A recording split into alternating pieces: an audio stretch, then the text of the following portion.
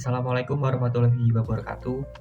Yang terhormat Bapak Ivan Rizka MKom selaku dosen matkul dasar pemrograman kelompok ASBLAS 4104. Kali ini saya akan mempresentasikan mengenai proyek saya, yaitu adalah konversi mata uang rupiah, dolar, dan juga yen di program bahasa C++.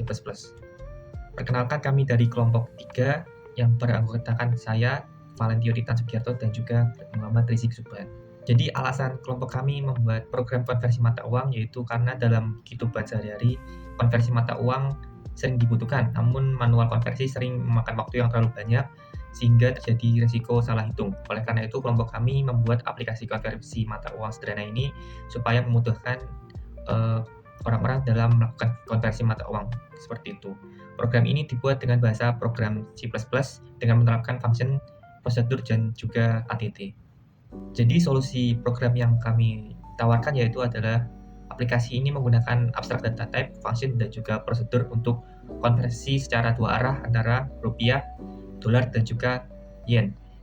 Fitur utama program kami yaitu input mata uang asal, input mata uang tujuan, dan juga jumlah mata uang tersebut, dan juga konversi otomatis berdasarkan kurs terkini, dan juga validasi input agar pengguna tidak salah memasukkan data tersebut.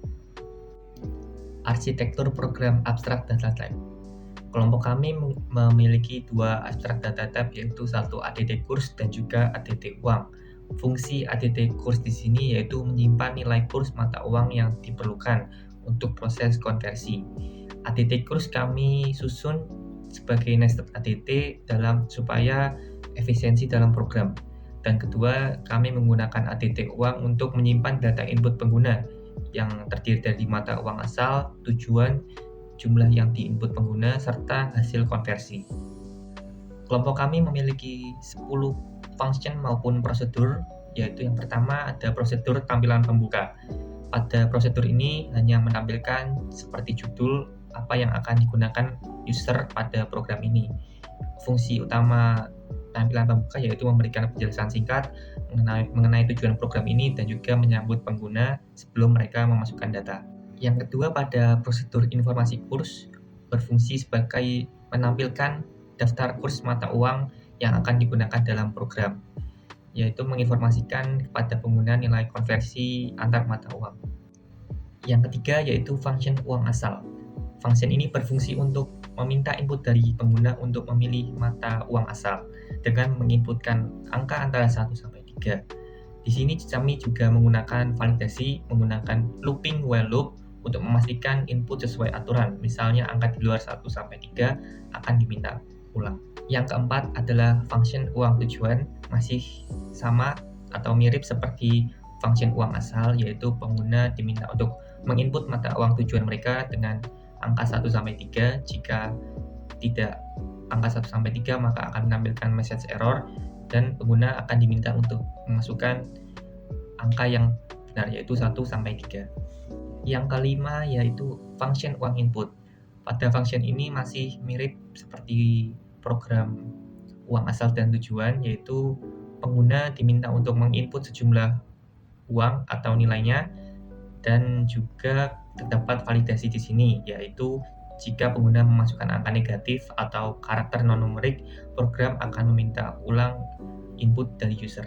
Yang keenam, function konversi. Pada function ini akan melakukan perhitungan konversi berdasarkan kurs yang sudah didefinisikan dengan menggunakan data type double karena mengandung angka pecahan, dan juga serangkaian kondisi if else untuk menentukan asal dan tujuan. Pada contoh seperti di sini yaitu jika uang asal 1 yaitu rupiah yang diinputkan oleh user dan uang tujuan 2 yaitu dolar yang diinputkan oleh user, maka program akan mengkalikan dan memasukkannya ke uang hasil. Yang ketujuh yaitu prosedur hasil. Pada prosedur ini yaitu berfungsi untuk menampilkan hasil konversi kepada pengguna, memanggil fungsi konversi untuk memastikan perhitungan sudah dilakukan, dan menampilkan hasil dalam format mata uang yang dibeli pengguna. Di sini saya menggunakan kondisi if else untuk menentukan format mata uang, yang dimana jika uang tujuan yang di awal sudah diinput, misal di sini adalah 1, maka akan menampilkan rupiah, jika 2 dolar, jika 3 yen.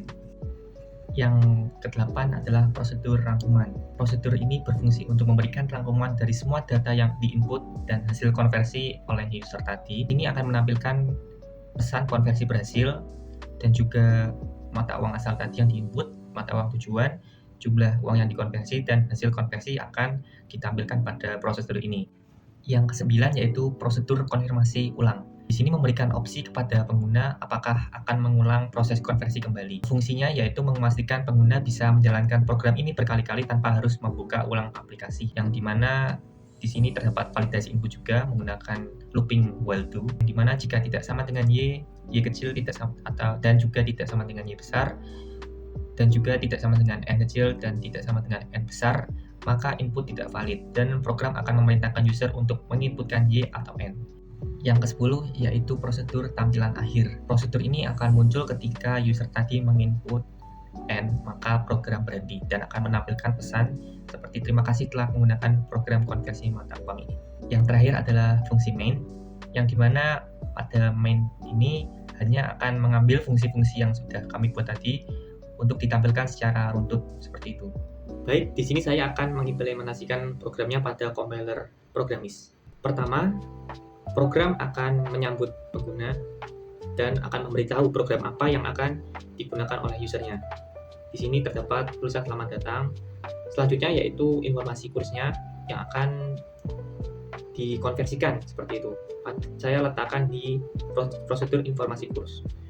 Dan selanjutnya di sini user akan diminta untuk memilih mata uang asalnya untuk konversi. Seperti contoh, saya akan contohkan yaitu akan mengonversi $1 menuju rupiah. Di sini kita inputkan 2 untuk kode mata uang dolar. Dan selanjutnya mata uang tujuan yaitu rupiah, yaitu 1. Dan di sini program akan meminta jumlah uang yang akan diinput. Seperti contoh, saya akan memasukkan $1 seperti itu. Di sini program berhasil mengonversi, yang dimana hasilnya adalah 15.000. Dan jika user menginput N, maka program akan berhenti berjalan.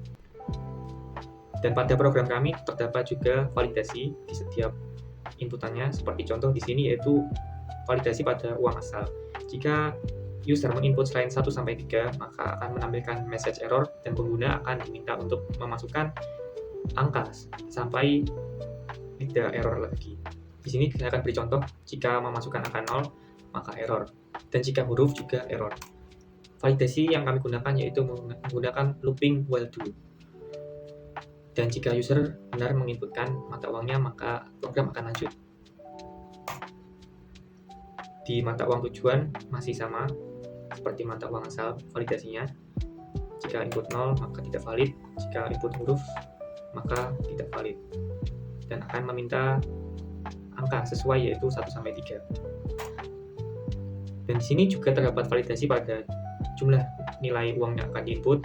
Jika nilai sama dengan kurang dari sama dengan 0, maka program akan meminta sampai inputan mata uang yaitu berjumlah positif. Saya beri contoh di sini yaitu 0, maka jumlah uangnya tidak valid dan program akan meminta nilai yang positif. Jika min 1 juga sama, akan menunjukkan message error. Di sini saya menggunakan sama yaitu konversi dolar ke rupiah. Saya contohkan sekarang adalah $5 menuju rupiah. Akan menunjukkan message yaitu 75.000 rupiah. Dan juga terdapat looping while do di sini. Jika menginput Y atau Y besar, ada validasinya juga.